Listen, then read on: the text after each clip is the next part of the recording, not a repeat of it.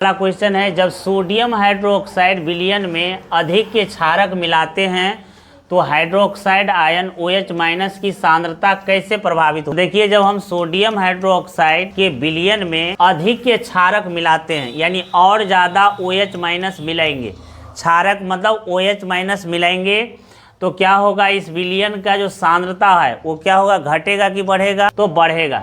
इसका जो सांद्रता है, ये तो पहले ही क्षार है, प्रबल क्षार है, NaOH पहले से ही क्षार है, और इसमें अधिक के क्षारक यानी और OH ज़्यादा मिलेंगे तो क्या हो जाएगा, ये और ज़्यादा सांद्रता इसका बढ़ेगा। यानी जब सोडियम हाइड्रोक्साइड विलयन में अधिक के क्षारक मिलाते हैं तो हाइड्रोक्साइड आयन OH- की सांद्रता प्रति इकाई आयतन बढ़ती है। करें, ब्लीचिंग पाउडर में ब्लीचिंग पाउडर से क्लोरीन विस्थापित करने वाली दो अभिक्रियाओं का समीकरण देते हुए उल्लेख करें। तो क्या होता है, ब्लीचिंग पाउडर का सूत्र क्या होता है, CaOCl2 पर जब हाइड्रोक्लोरिक अम्ल डालें तो ये आपको क्लोरीन गैस विस्थापित हो गया, बना क्या क्या, CaCl2 और H2O और Cl2 बन गया, यानी क्लोरीन गैस विस्थापित हो गया। और दूसरा, अगर हम ब्लीचिंग पाउडर पर अगर हम वायुमंडल के नमी और कार्बन डाइऑक्साइड से संयोग करता है तो ये बन जाता है आपको कैल्शियम कार्बोनेट और क्लोरीन गैस विस्थापित हो जाता है। तो यहाँ क्लोरीन गैस क्लोरीन को विस्थापित करने का दो समीकरण यहाँ पर प्रस्तुत हो गया। ठीक है, सहसंयोजक बंधन क्या है, इसके दो उदाहरण, दो या दो से अधिक परमाणु के बीच इलेक्ट्रॉन के साझेदारी से जो बंधन बनता है उसको क्या कहते हैं, सहसंयोजक बंधन। क्लोरीन के परमाणु संख्या कितना है, 17, यानी इसके बाह्यतम कक्षा में कितने इलेक्ट्रॉन हैं, 7, यानी 2, 2, 4, 2, 6, एक कितना होगा, 7। एक क्लोरीन और ले लेते हैं, ये क्लोरीन परमाणु है, Cl2 है, तो यहाँ पे हो जाएगा आपको 2, 2, 4 और 2, 6, यानी कि 7 इलेक्ट्रॉन है बाह्यतम कक्षा में।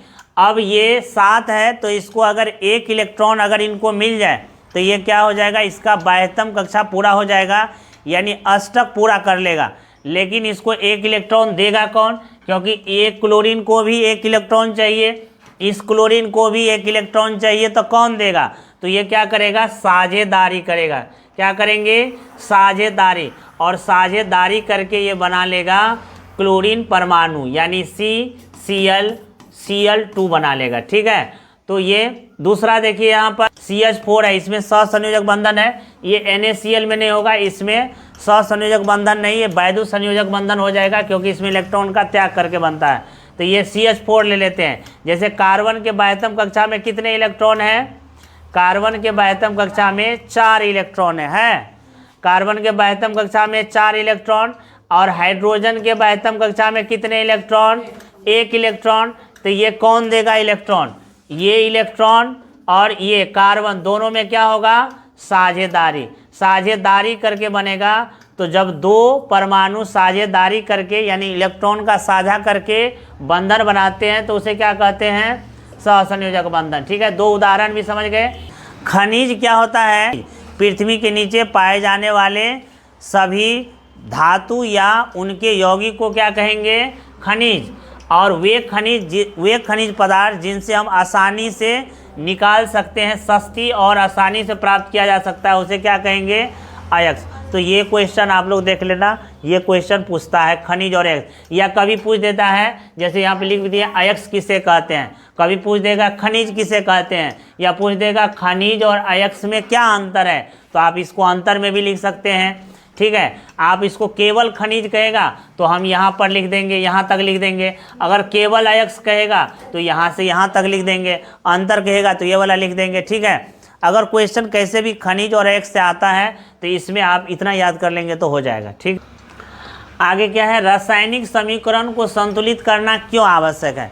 आपको बता दिए हैं पहला में ही, जब आपको बता दिए थे, अभिक्रियाएं बता रहे थे तो बता दिए थे कि रासायनिक समीकरण को संतुलित करना इसलिए आवश्यक है क्योंकि असंतुलित रासायनिक समीकरण का प्रयोग रसायन शास्त्र में करना द्रव्यमान के संरक्षण का उल्लंघन है। द्रव्यमान के संरक्षण का क्या है, उल्लंघन है। मान लेते हैं कोई पदार्थ A और B अभिकारक है, क्या है ये, अभिकारक। जो अभिक्रिया में भाग लेता है उसे क्या कहते हैं, अभिकारक। और जो अभिक्रिया के बाद बनता है इसको क्या कहते हैं, उत्पाद। ठीक है, जो अभिक्रिया में भाग लेता है उसे क्या कहते हैं, अभिकारक, और जो अभिक्रिया के बाद बनता है उसको क्या कहते हैं, उत्पाद।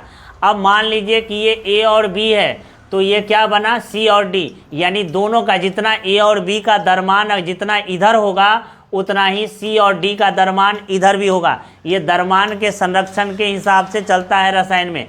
लेकिन अगर हम संतुलित नहीं करेंगे तो ये द्रव्यमान के संरक्षण के क्या हो जाएगा, उल्लंघन। मान लेते हैं कि यहाँ पे कोई बंदा जैसे कार्बन और ऑक्सीजन से बन गया क्या, कार्बन डाइऑक्साइड। अब यहाँ तो संतुलित है संतुलित, यहाँ एक कार्बन है, इधर भी क्या है, एक कार्बन, यहाँ पर क्या है, 2 ऑक्सीजन है, यहाँ भी क्या है, 2 ऑक्सीजन।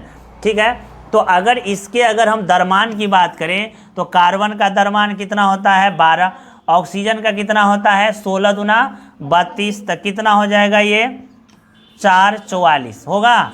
अब इसमें देखिए अगर इसकी द्रव्यमान को बात करें तो कार्बन का कितना होता है, 12, ऑक्सीजन का कितना होता है, 32, तो कितना हो गया, 44। ठीक, संतुलित है इसीलिए ऐसा हो गया। लेकिन अगर संतुलित नहीं रहता तो इसके द्रव्यमान गड़बड़ हो जाते, जो कि रसायन शास्त्र के नियम द्रव्यमान संरक्षण के उल्लंघन है। इसीलिए द्रव्यमान संरक्षण को बनाए रखने के लिए, सुरक्षित रखने के लिए हम लोग संतुलित करते हैं समीकरण को। यहाँ लिख भी दिए हैं, रासायनिक समीकरण को संतुलित करना इसलिए आवश्यक है क्योंकि किसी भी रासायनिक अभिक्रिया में द्रव्यमान का न तो निर्माण होता है न ही विनाश होता है। अर्थात जो उत्पाद तत्वों का कुल द्रव्यमान बराबर अभिकारक तत्वों का क्या होगा, कुल द्रव्यमान। यहाँ पे क्या हो जाएगा, अभिकारक तत्वों का कुल द्रव्यमान, यानी अभिकारक है A + B, तो यहाँ पे उत्पाद बनेगा क्या, C + D। इनका कुल द्रव्यमान और इनका कुल द्रव्यमान दोनों क्या होना चाहिए, इक्वल होना चाहिए। ठीक है, इतना आप लिख देंगे तो हो जाएगा।